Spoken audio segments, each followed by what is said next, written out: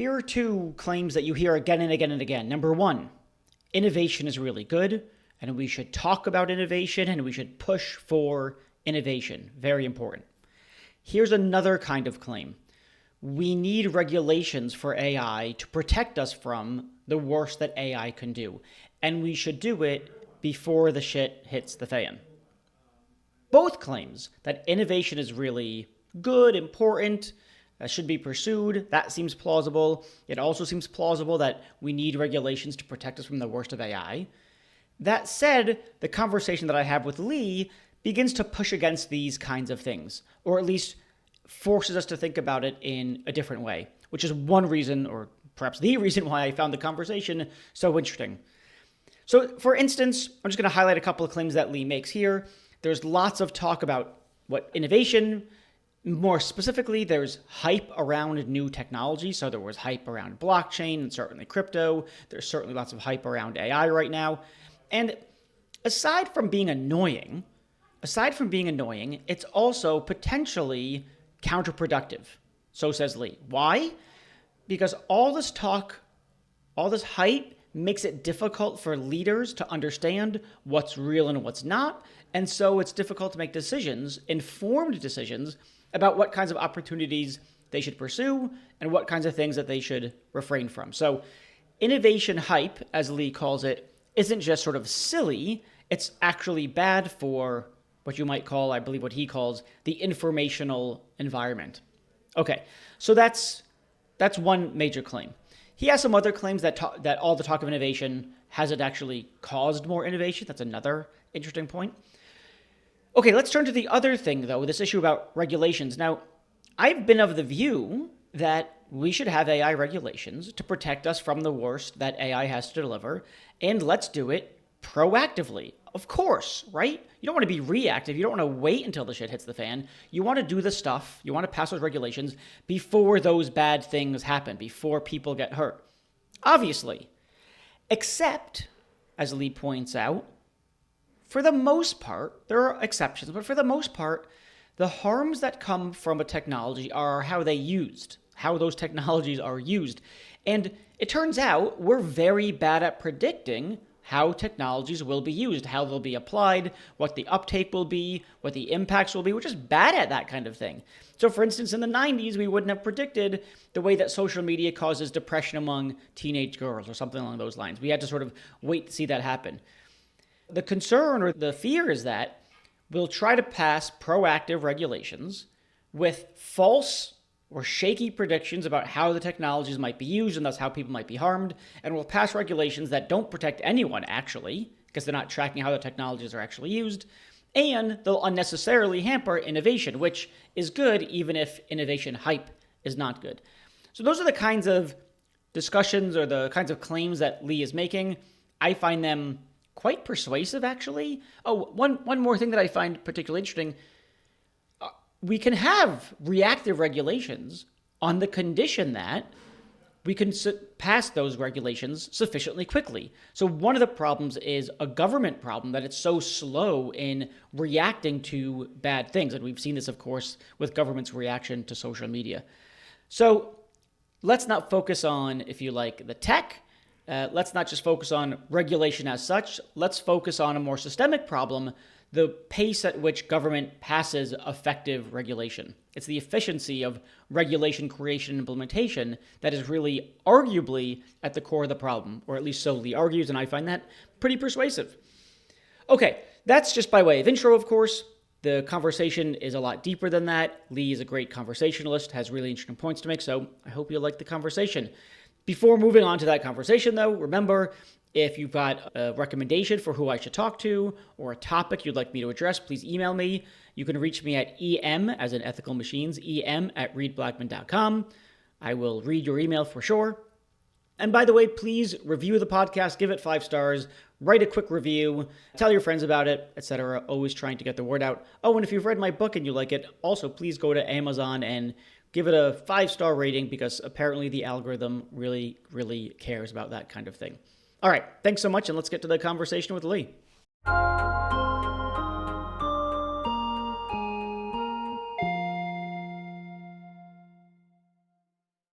All right, Lee. So I like people who like to throw a wrench in things. I was often accused as yucking people's yums.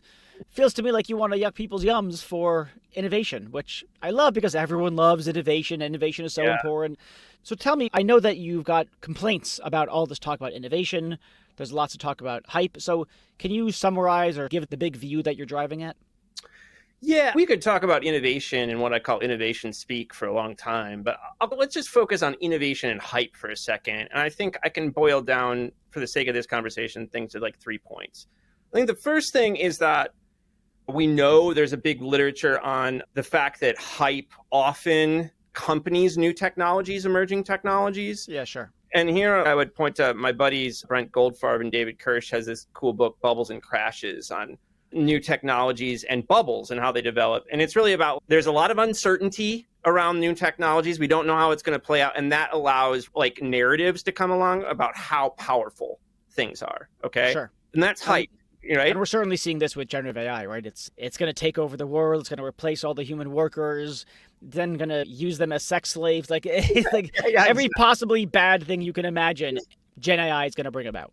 Yeah, and we just went through this with Bitcoin and blockchain and so many technologies. So the second point then, which is my addition to that picture that Goldfarb and Kirsch spot, is it was something I call criti-hype, which is that it's not just positive over unrealistic generalizations. There's also negative ones where, and you were already spelling it out, like AI is going to ruin everything.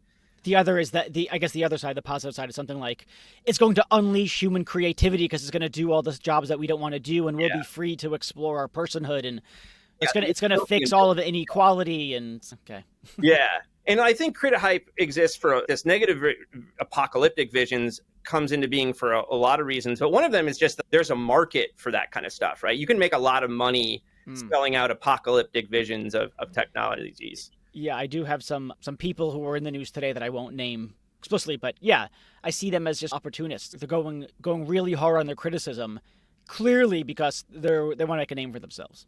Totally.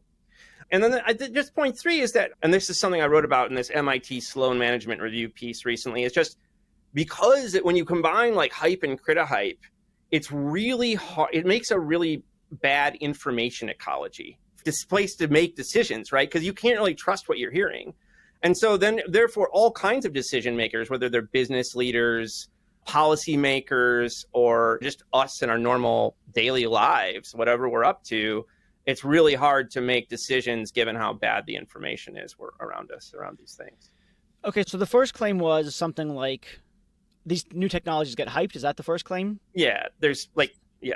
Mm-hmm. Second claim is something like they also get hyped in a really negative way. That's the criti-hype piece. Yep. And third way is that it interferes with our ability to actually know what the hell's going on in the technology landscape. Yep, you got it. And what are we supposed to do about these things? Is there a sort of, I think it's plainly true, right? Everyone knows about, for instance, AI hype, blockchain you mentioned, or Bitcoin in particular. Criti-hype, see that there's a problem. So suppose I say, yeah, okay. That's just, so what are we supposed to do about this? Do you have a view about that? Yeah, I think that first you have to acknowledge that reality as someone trying to make a decision. And then I think it's about looking for information that you judge to be good by thinking about what evidence it's based on, right? What are people telling you? And just to use an example, if you're a manager in an industry, you really want to think through, are my competitors adopting it? Are they getting a lot of boost out of it? Why do I think that's true? Or is it just some rumor I heard, or is it something I'm seeing? What's going on? Yeah, so one of the major drivers of the hype, maybe not maybe a driver of hype, but a driver of doing something or other, making false judgments is just FOMO. Right? Yeah. So they're just afraid of missing out. Actually, yeah. So they're afraid of missing out.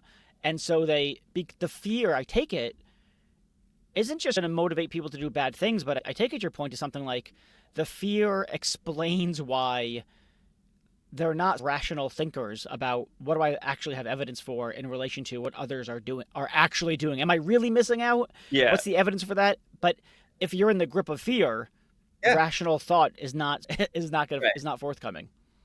But I think that you really can, if you think through this stuff enough and internalize it into your way of being, you really can get into a mode where another wave of technology hype comes along and you don't go along with that wave, right? You don't grab your surfboard or whatever. Yeah, I'm proud of myself when everyone was going nuts over the metaverse. I didn't write about it. I didn't talk about it. I just thought it was the dumbest thing on the planet. I don't know. I was like, I thought people had collectively lost their mind. I was so confused. I wrote one LinkedIn post that was just a poll. How many people think this is bullshit? And I almost felt it was a rhetorical question. I thought everyone would get on board. Like, yeah, of course it's bullshit. But no one did. I remember when I was a kid and there was going to be, this was in the, I don't know, late 80s and maybe in the early 90s. Yeah. When there was going to be VR video games. Lawnmower. Yes, Lawnmower Man. I loved that movie, actually. Yeah, it just seems to me crazy that people, the next big thing, part of it's FOMO and part of it is this opportunism. Yeah. And just like lack of collective learning. Yeah. You know, the crazy thing about ChatGPT is that if we think about a technology bubble existing for about a decade or so, when Facebook and like Uber and all of these things started coming online in the late kind of like first decade in the early 2010s, and there was like so many hype technologies, whether it's self-driving cars or drones, we could just go on and on with the list. Yeah. We just went through this. Went through this. And then GPT comes along and people are just like, oh, shit, excuse me. It's everything. Oh, you can swear. It's fine. It's going to be okay. I don't know how the censors operate for podcasts. I don't have any. I'm not going to censor it. Yeah. One question you might ask is something like, all right, ask for evidence. You need evidence. That's a bit true. Obviously true, I would say. Yeah. But I don't know.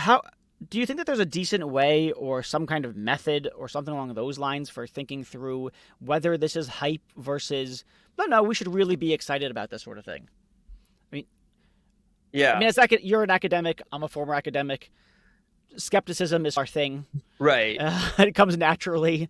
Maybe that explains in part how we became academics. I think, right? Sorry, what's that? It's a value of scientific reasoning. In some versions of it, it's called organized skepticism, which is like an activity that you do. Yeah. But what was the question? I guess the question is something like, look, if you're sitting in the armchair, you can afford to be skeptical, right? It's easy. But if you're a business leader, there really are opportunities that you don't want to miss. There really are opportunities you want to take advantage of. Yeah. So I guess one thing you're recommending against is something like, don't go all in on everything. Okay, sure. You also can't say don't go in on anything, because then you really would. Yeah. So there really are transformative technology shifts, changes, opportunities. What's the advice then? What are people supposed to do? Yeah, look at the evidence, but are there certain kinds of signals that would indicate it's hype versus signals that would indicate, when I say signals, I guess this is just the business speak for evidence for thinking that it's not hype? Yeah, I think that the first thing is you have to just trust. If you're an expert in your field, right, in your industry, then you have to think just like logically about how you think technology X might shift practices in or the way of doing things in your organization that would really benefit you. Yeah. And you need to like start from the presupposition that there's a lot of energy around new technologies and a lot of hype, and that mostly that doesn't pan out. So that needs to be your starting point, and say maybe this one would, because I can see it doing X, Y, and Z. And then I think the next point, and this is what, there's so many people who are like, let's not use ChatGPT or whatever. And I'm like, I don't get it. And so then I think it's about reasonable demonstration projects, because it's like, and like allowing your teams to do it in ways that isn't taking up all their time, but you're allowing certain, and you're not scaling it. Where you don't want to end up is that I have friends who, like work in consulting and give talks on technology to big companies. And then like the CEO of the major beverage corporation in the United States told him that they had spent $10 million on like machine learning or some kind of AI in the 2010s and got literally zero benefit from it. Yeah. Yeah. And so that's where you don't want to end up, is where you're doing some huge project because you believe in the potential of this thing. And there's just, it's like vaporware or ghost thing. So I know one complaint around innovation is the way that people talk about these things. So that's what you're talking about now, that innovation, I take it you might think innovation is fine and it's all well and good, but avoid the hype, both the positive hype and the negative hype. And I take it that really those first two claims fund the third one, which is something like the positive hype and the negative hype make it the case that you can't see clearly. You can't actually assess the landscape. Are there but you have other kinds of things, other kinds of critiques of innovation talk, right? Yeah. And so I wrote about this in a book called The Innovation Delusion with my buddy Andy Russell. And part of there's an easy way to break it down is that use of the word innovation shoots up from like 1960 to the present. And there's certain moments where it goes up even higher, like the 1960s and the 1990s are especially high periods. But basically, it's an unbroken curve from like 1960 to the present of just use of the word innovation going up and up. People are literally using the word more and more. But by no objective measure of innovation are we getting more and more innovation during that period. Right? That's interesting. Yeah, and so by some measures, if you look at Robert Gordon's The Rise and Fall of American Growth, like by some measures, like productivity measures, innovation's been much lower and actually negative sometimes from like 1970 to the present. We're just not getting the economic benefit of technology that we used to. How do we even measure that, though? And how would we even think about that? I also wonder what counts as an innovation.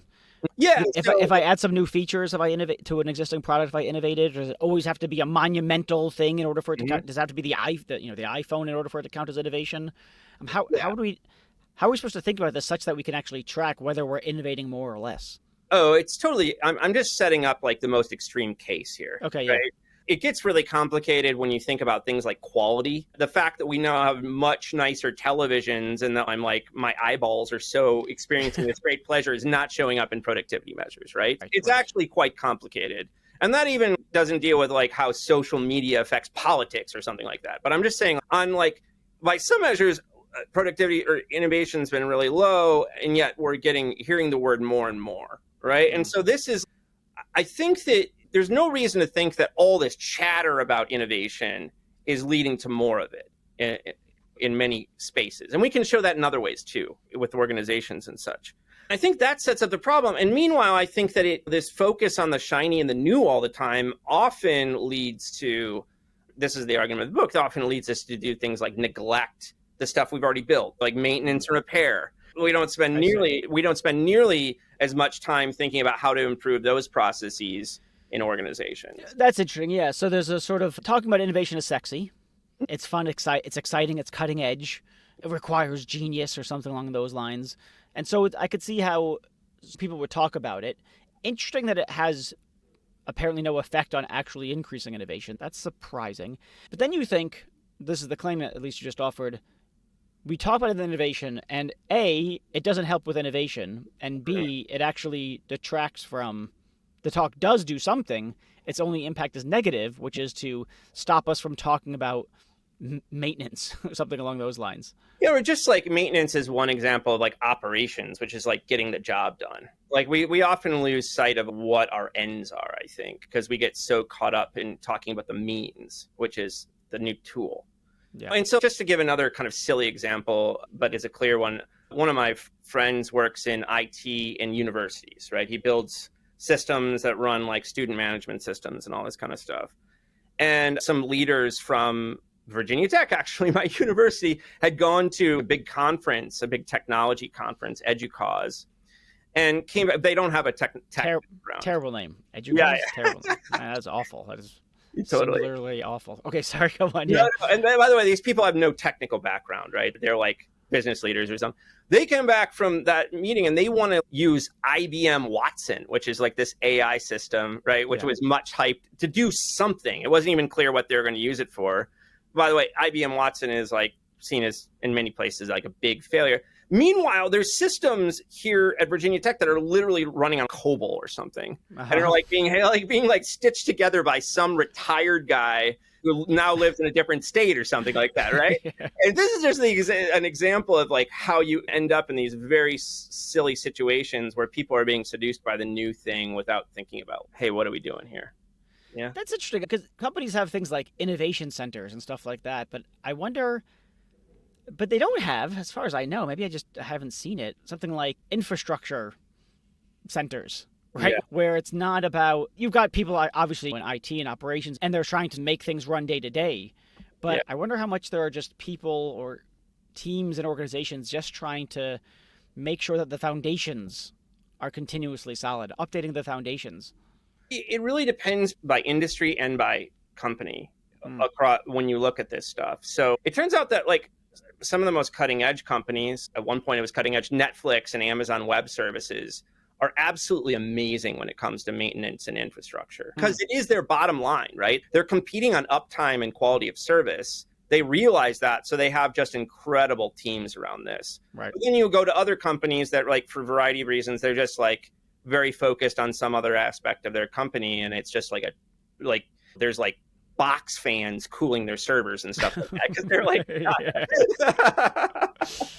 yeah, that's a real example. Yeah. Is the thought that we should stop talking about innovation? It's only harming? Is there something else we should be talking about instead? No, again, it's about reasonableness, but it's about, I think, jacking out of a certain seductive way of talking and thinking that's in our culture that kind of seduces us to be very focused on the new and to believe we can see into the future what's going to happen and these kinds of things. Yeah, that's interesting. The talk of innovation, I take it that people are looking to innovate.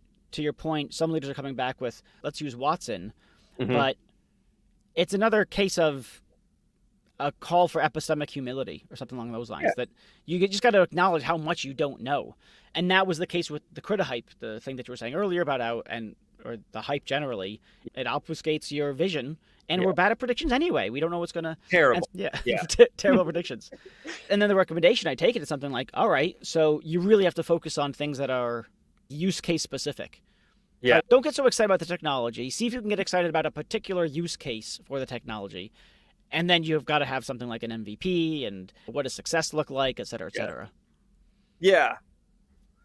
Yeah, I wonder how you see this playing out. So, like, how do you see this playing out with AI? And one place I've been thinking about is, like, regulation of AI, right? Yeah. I see lots of calls for it, but my first book, I wrote a book called Moving Violations, which is about the history of automobile regulation in the United States from like 1890 to the Google car, basically, right? I covered the whole thing. And for me, like, when we think about regulating car crashes, crash tests, and tailpipe emissions, all these things, like, you have to have very clear ideas of what you're trying to do technically, and what you're trying to limit and what you're saying can't happen. And I see, like, when I see these calls for regulation of AI, I don't see any of that specificity. I feel, so I don't know, how are you thinking about how to deal with risks, for instance? The thing with AI regulations is that they have to be, as far as I can see, process as opposed to outcome oriented. Which I think is not the case. You correct me if I'm wrong. This is your area of expertise, not mine. With automobile regulations. So with automobile regulations, it's something like, I don't care what you do, make it the case that it gets 50 miles per gallon by this year. Yep, exactly right about that. Figure out how to decrease the emissions to only release this much, right? So it's not about, those regulations are not about requiring a certain kind of process. It's about requiring a set of outcomes. Make it the case that this seatbelt will save people, whether they weigh 100 pounds or 500 pounds or whatever it is. Yep. Right? They don't tell you how to make the seatbelt. They're requiring a certain kind of outcome. Yeah. The thing with AI is that, and really technology, any technology, is that it's multi-purpose. It can be used for countless things. So it's impossible to regulate the outcomes other than don't kill people or something along those lines. So we don't need new regulations for don't negligently kill people. And so it can't be outcome focused. You can't just say something like, make sure that it has fair outcomes. Like, what is that? Oh, what is that? What okay. does that mean? Yeah. Yeah. What does that amount to? Or make sure, I don't even know what the outcomes have to vary so wildly by case that I don't see how you have generic regulations, which means that if you're I think this is what this means. The regulations necessarily have to be process based.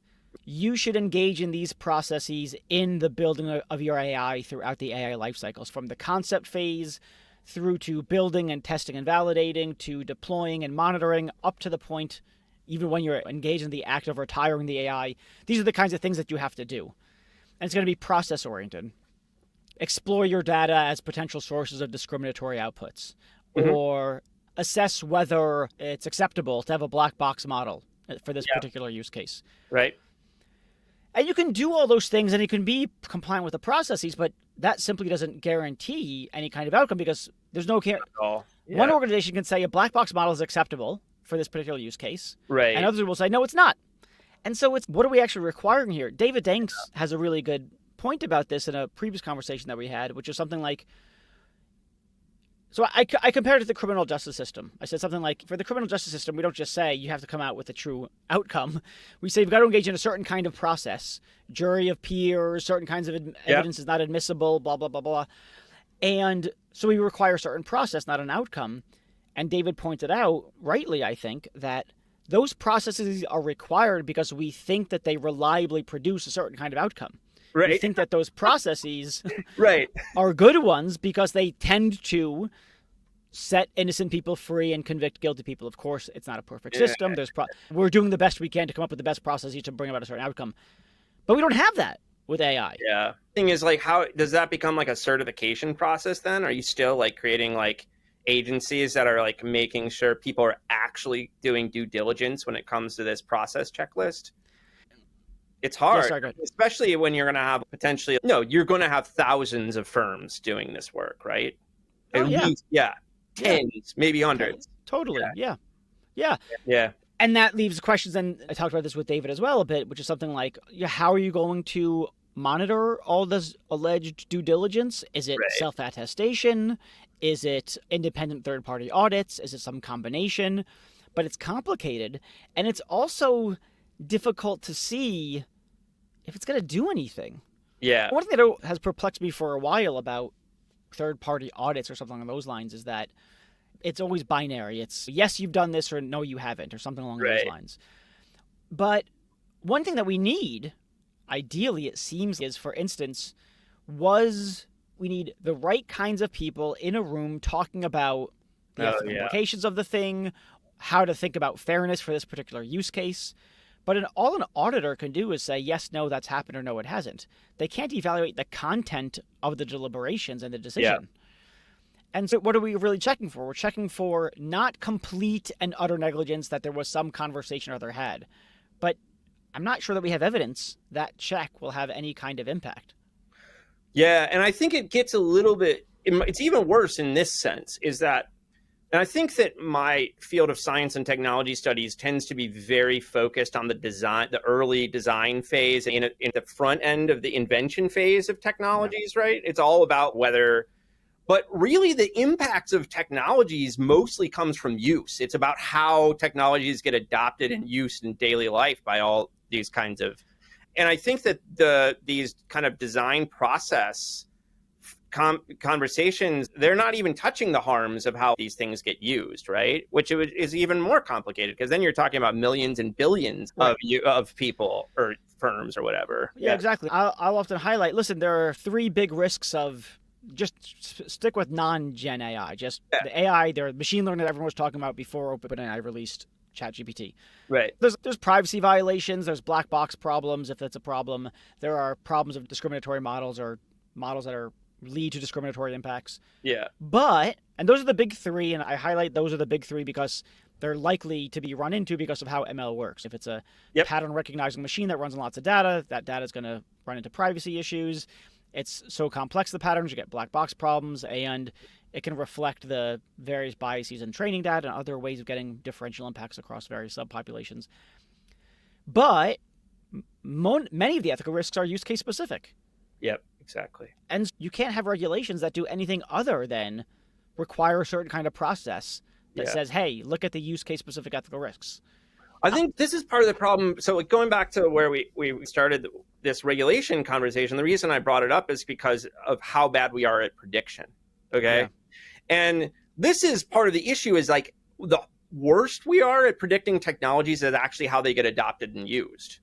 We can know, like, it's just like you have like maybe a couple years lead time for a site, but 5 or 10 years out, you're garbage. Yeah. You can't foresee the rise of TikTok when you're commercializing the internet or whatever. And so this is, for me, there's a lot of push for like it's called anticipatory governance. It goes by other names in my field. It's like people even push like doing science fiction together and trying to foresee and then like regulating based on that. I'm like, this is bananas. Like, you cannot see like that far out, like maybe you can. Yeah. So, but that's interesting. But you're putting us in a tough spot, or maybe, and I might be on your team, but it's something like, okay, look, it sounds like one thing you can't do is just regulate a technology as such, because a technology is it's too broad of a thing. It might be used for a Right. billion different kinds of things. You create an engine and maybe you put it in a car, but Right.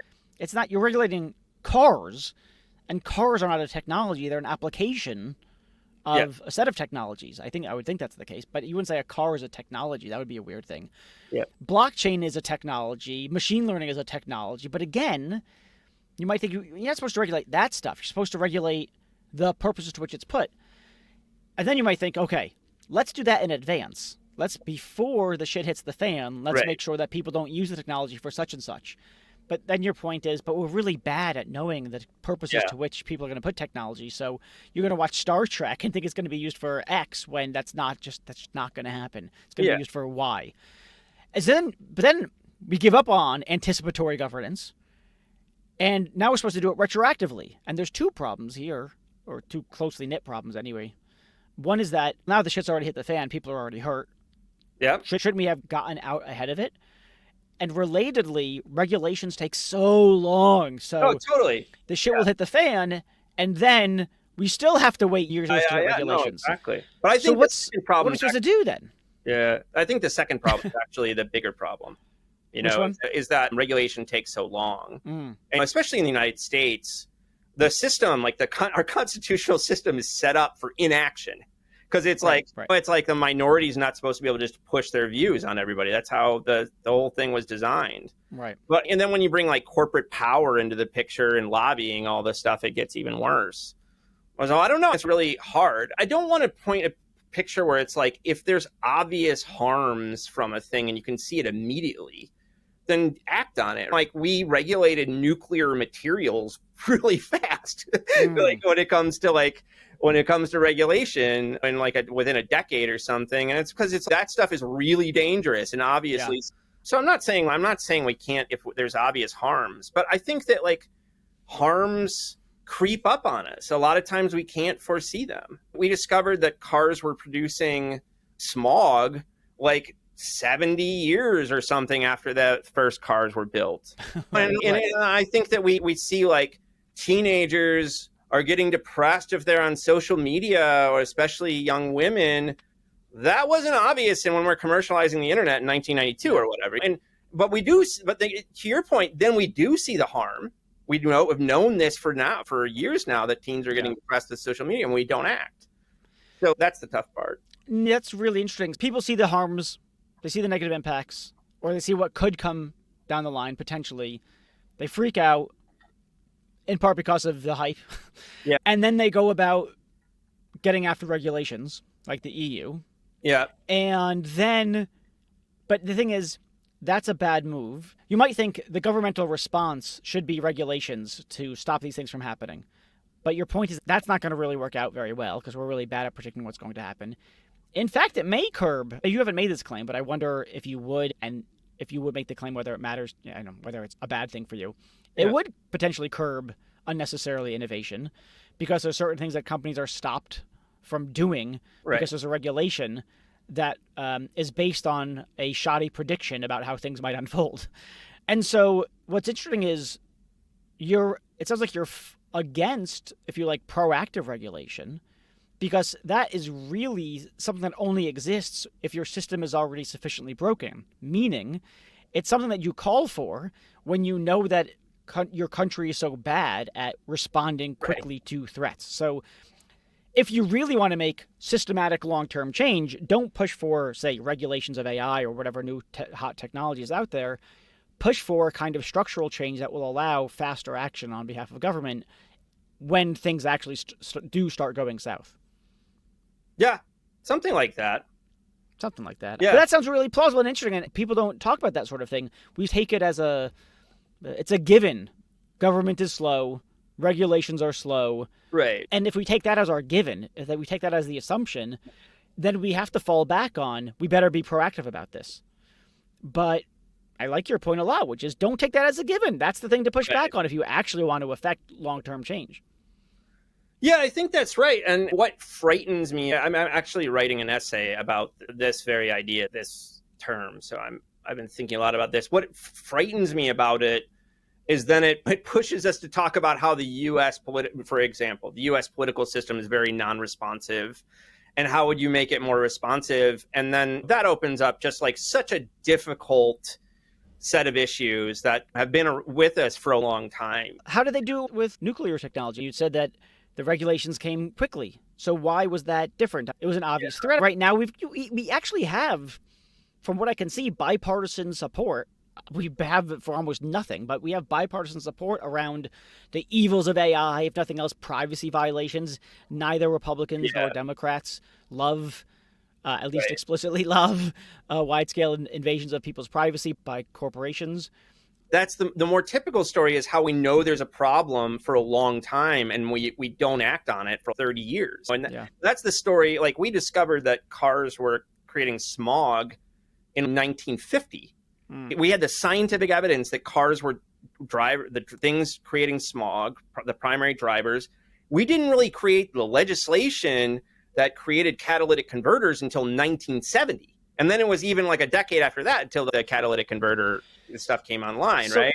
Is the difference between the nuclear stuff? Every time I say the word nuclear, I get worried I'm going to say it like Bush did, and people made fun of him for the way he said it. And then I'm going to say it by accident, and then it gives me anxiety about how the hell to say the word. And then I think I'm saying it wrong intentionally, like when you're looking always at the say thing. It wrong on purpose, I think. Nuclear. I think it's nuclear. What did he say? Better nuclear not say it. Or something like that. Nuclear. I have no idea. Anyway, so why was it different with nuclear? Because it was not only did everyone know the threat, but the threat was so freaking massive. Whereas with emissions for cars, everyone knew the threat, but it seemed a lot less imminent or a lot less overall harmful.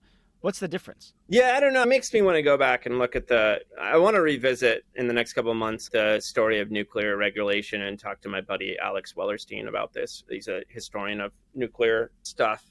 Yeah, because I want to revisit and think really clearly about it. Something like the story you're outlining is part of it. I think the other thing is that the nuclear industry was relatively small and concentrated. The automakers were big and popular in some ways, and they kept promising they were acting on it. Like for those 20 years, it was like, oh, we're going to take care of this. Or like, we're moving as quickly as we possible on this kind of stuff. There was lots of promising. And I think in the United States, generally, there's a culture of like avoiding regulation unless it's felt to be absolutely necessary. So it took 20 years of people getting really pissed off before we pulled the trigger. I want to come back to one thing, which is something like requiring certain processes by regulation, which don't increase outcome. I'll say, let me push back. I don't know if I think this, but I think it's plausible. I think that a lot of people just people generally don't want things to go ethically south. This is a very thin, it's a thin claim. Most people aren't sociopaths. That's as robust as I want to claim. And then I think that they find themselves working for companies, doing certain things where those organizations don't take ethics seriously. They don't take the ethical risks of their technologies or the application of the technology seriously. Right. And it's hard to stand up to your employer. You rely upon them for a variety of reasons, most obviously financial reasons to support you, your family, your kids, etc. And it takes a bit of a Herculean effort to say, hey, we got to talk about the ethical impacts of what we're doing here. And even if you do, you might not have any impact yourself because you might just get fired or just not listened to or ignored. So my point is something like the people in many organizations don't get the opportunity to actually have their say and have those words have an impact. No one's going to necessarily listen to them. But things would be better if they did. Yeah. And so then you say, okay, let's require a certain kind of set of processes that would require ethical risk due diligence, conversations with different people in the organization, blah, blah, blah.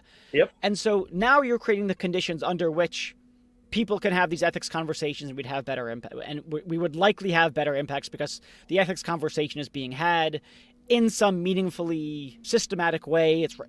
They're not going to have that if it's not required by regulations. If regulations require it, or companies will have them, and that will have a positive impact. It's not going to be ethical perfection, obviously, but okay, it's a way of getting the vast majority of people to communally talk about ethical impacts of whatever they're developing in-house. Yeah, man, look, a lot of whistleblowers are heroes, objectively, in some in some way, right? And I'm not saying I'm pushing back on these discussions that are happening within firms in very real ways about, especially around algorithmic bias and discrimination and such. Those are real conversations happening. And I'm also like a lot of my colleagues, they talk to undergraduate engineering and science majors about ethics in the hope that they will graduate and be ethical people and do exactly the kind of things you're doing. I'm not even opposed to, if we created systems around this, I don't know what it looks like exactly what you're proposing, like how we would create a government agency in charge of processes around these kinds of stuff. I think part of it has to do with how we think about capitalism, though, and like how this stuff plays out. And that we've had corporate social responsibility. That was like an idea in like the 90s at the later. Sure. We've had these ideas around for a long time. And I think that I'm more of a regulationist at heart, in that I just think that even if your firm does the right thing, and it should do the right thing, and I totally support that, like someone else is going to be the bad actor. And this is like a reality of the processes of capitalism. It has been for a long time. And I think that liberal democracy traditionally has dealt with these problems via regulation. That's how we've created really obvious positive change around technologies. And we can list all kinds of examples. But then as soon as I say that, it brings us right back to the political process question and stuff like that. Yeah, no, that makes a lot of sense. Look, you're going to have to rely on regulations, but the regulations need to be more specific. They can't reach that level of specificity until we have actual use cases. Mm-hmm. And then we've got to, come up with a better way of devising those regulations in a faster manner. That's where I end up. Say you brought in capitalism. Mm-hmm. Could you say a little bit about that? It's in vogue now. Capitalism, yeah. Capitalism is bad. I'm not sure. That's not where I'm coming from, actually. Okay, yeah. A social system and how it works. And I think that what I like to show students this curve. When I talk about technology and innovation and all this stuff, I show this curve. I might even gotten it from that second Machine Age book or something, but it's just, you have economic output on a per capita basis. So how much is each person producing? And it's basically like it's going up less than 1% for all of human history. And then it like hits like 1800 and it's just like a hockey stick. It just goes like through the roof. And I think that really is that is the social system of capitalism coming online and how it has produced technological change. Right. So sorry, I want to break that down a little bit. So yeah. What do you mean by social system? That's the social system created by capitalism. What does that mean? Okay, so as opposed to feudalism. So there used to be like lords and sure. peasants, right? And things changed. Like there's lots of different theories about why things change, but eventually you get things open up. You have companies and they're not getting taxed to death. Marx's story is the technology changes, so the means of production, the ways by which people make stuff changes. They can make more stuff than they used to. They can make more shoes than they could before. And so the lords could only wear so many shoes. So what do the lords do? They take all the shoes that are being produced and they start selling them to other lords who don't have shoemakers. And so that's the Marx story, right? Yeah, and there's non-Marxist versions of that same story. There's some kind of shift that happens in the 17th and 18th century that eventually leads to all this change, right? Yeah. And it's funny because like when we talk about the Industrial Revolution is another way of talking about that. The Industrial Revolution was mostly about changing the way work worked initially. And only later in the 19th century does a bunch of technological change start happening. Then we get huge, again, productivity or economic efficiency changes because the assembly line comes on, we have transportation, all this stuff changes, right? And so that system has produced a lot of benefit. We all even poor people in the United States have more material wealth than even like some middle class people did in the 20s or 30s or whatever, right? It's produced a lot of benefit, but also there's all kinds of harms that have come along with it. And then we can also look then at the history of regulation, which is how these societies have tried to deal with those harms, which is another story that has 120-year history or something. So I want to stay on this point. So when you say this is the social system that capitalism created, by social system, you mean something like, I guess I just still don't know. What do you mean by a social system? I mean, I think capitalism is a social system. It's a way of relating to each other And I see. Instead of relating to each other as something like lord to servant or serf, you're relating as employer to employee, something along those lines. As an example, yeah, that's part of it. I see. Yeah. And so are you saying, and I don't think you are, but maybe you are, look, we got to move past this capitalism stuff in order to fix the problems? The way I talk about this is it depends on how I wake up that morning. Yeah. So like 30% of the mornings, I believe that my actual honest to God commie friends are right, that the only way past the problems we face as a society, whether it's climate change or poverty or whatever, is to just totally end capitalism. A lot of times I'm a regulationist. I think that we can use law to shape technology and other wages and such in ways that like take the edge off the worst parts of our system. Yeah. One last question. There's people talk about techno-solutionism, which is something that's supposed to be something like we can solve our social problems through technology. Clearly, you're not one of those people, nor am I. I like to say that we can't math our way out of these problems. It's not just a code. It's not. We don't have a coding problem. We have a social problem. Right. And what interests me is that you called yourself a regulationist, as opposed to, I don't know, maybe you think something like, I guess I want to hear what you say about it's not the technology. And it's not the sort of government structures explicitly or the laws on the book, so to speak. It's the culture. Something along those lines. Is that I suppose they say, I'm a culturist. Regulations are still a symptom. The regulations that we pass are symptoms of the kinds of culture that we have. And so the real thing is the culture. It's a culture of, I don't know, not giving a shit about others, thinking that companies don't have any kinds of ethical obligations to society at large. They're just profit maximizers. Regulations are a band-aid to the real problem, which is something like a culture in which sociopathic behavior is forbidden among individuals, but it's permissible if you put a bunch of individuals together and put an LLC after their name. Yeah, man. I think so. Like the other way you can go with this stuff is there's a long history of philosophies, and like going back to Martin Heidegger and people like this, where it's like what you really need is a cultural shift where we all wake up or something like that, and we stop being assholes to each other, right? But that seems less likely than just passing some regulations. I don't want to. If we all wake up and achieve enlightenment together and we start creating good together, that would be wonderful. But my point is that I can show in so many ways that we have produced so much social benefit through regulation. And I think we're actually not using these tools enough in our society, in part because libertarian arguments work and are so common and stuff like that. And so when I say I'm a regulationist, I'm like a pro-regulation guy.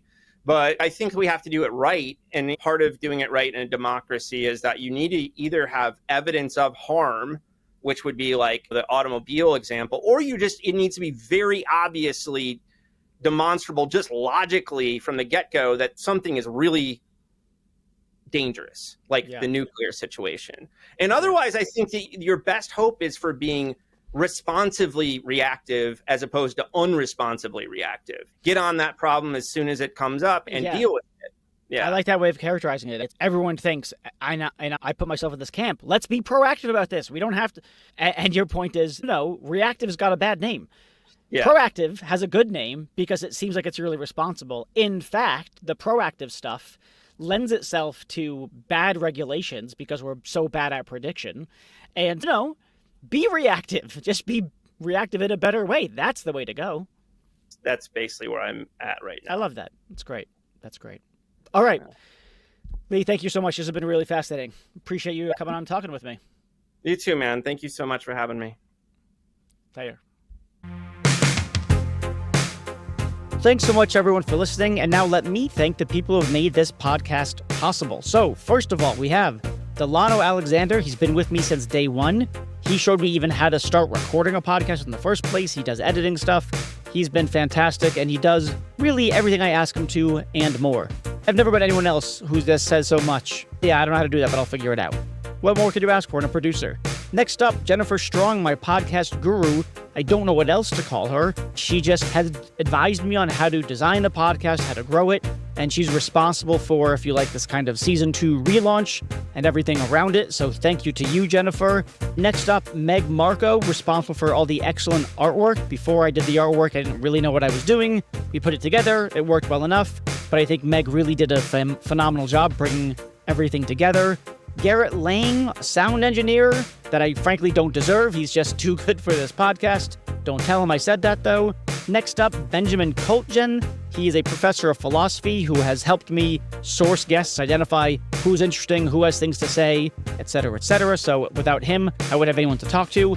And then finally, Ashley Wasylenko, who helps with all manner of administrative things, making sure that the podcast guests find their way to the podcast, can schedule the recording, get their bios and headshots, and really just keeping the show on the rails and me organized. Thanks to all of you.